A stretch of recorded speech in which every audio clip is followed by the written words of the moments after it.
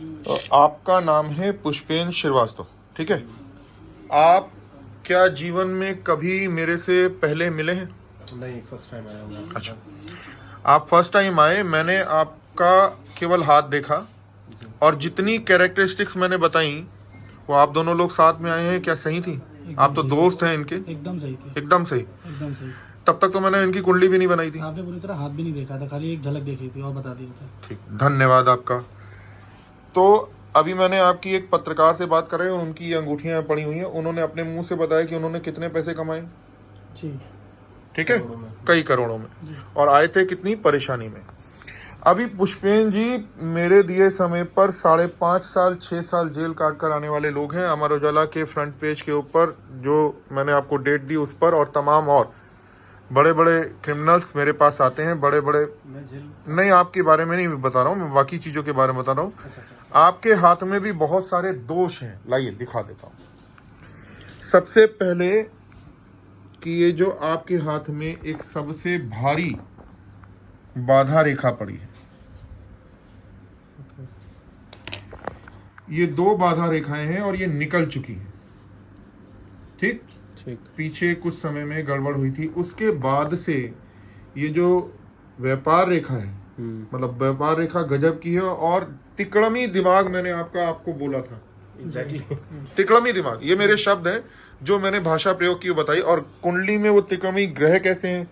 आपकी कुंडली के एकादश भाव में गुरु, शुक्र, बुध और राहु, ये 4 ग्रह हैं। 11वां घर आकस्मिक अचानक आने वाले धन का होता है। 11वें घर को शुभत्व का, भाग्य का कारण मानते हैं, अचानक आने वाले धन का कारण मानते हैं। इस जगह पर ज्ञान का देवता गुरु, वैभव का देवता शुक्र, तिकड़म लगाने का, गणित लगाने का ग्रह बुध, और अपने वर्चस्व से ऊपर नीचे थोड़ा बहुत झूठ बोलकर वकीलों की तरह, शेयर मार्केट वालों की तरह अपने सामान को बेचने वाला ग्रह राहु बैठा है।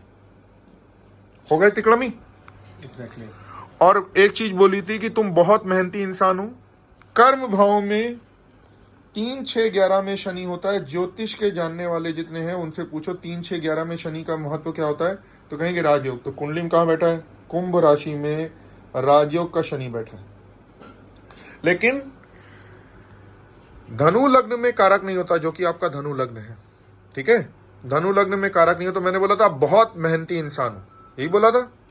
और एक बात बोला था कि तुमको अगर कोई हरा सकता है तो खुद तुम और तुम्हारे बुरी आदतें, तुम्हारा गुस्सा, इसके सिवा कोई नहीं। अब बाएं हाथ के अंदर भी तुम्हारे कुछ दोष हैं। लाओ हाथ दिखाओ। देखो, सामान्य हाथ के अंदर इतनी टूटी फूटी नीचे की तरफ टेढ़ी मेढ़ी जाती हुई रेखाएं नहीं होती, तुम्हारे में बहुत है। और यहाँ पर लाइफ के ऊपर एक डेंजर पड़ा हुआ है। अभी तुम्हारी कुंडली के अंदर गोचर में, जैसे 2025 की 28 तारीख को, 29 को शनि बदले, 28 तारीख को भूकंप आया। और 29 मार्च से पहले ही मेरी प्रेडिक्शन थी कि शनि के मीन और मेष राशि में जाते ही भूकंप और तमाम तरह की युद्ध, गृह युद्ध की स्थितियां आ जाएंगी, और वो सब कुछ दिखने लगा है। तो तुम्हारी कुंडली में शनि इस वक्त जो है 4थे घर के अंदर आ गए हैं, जो कि सुख का कारक होता है। सुख, हाँ, सुख का, पीस का।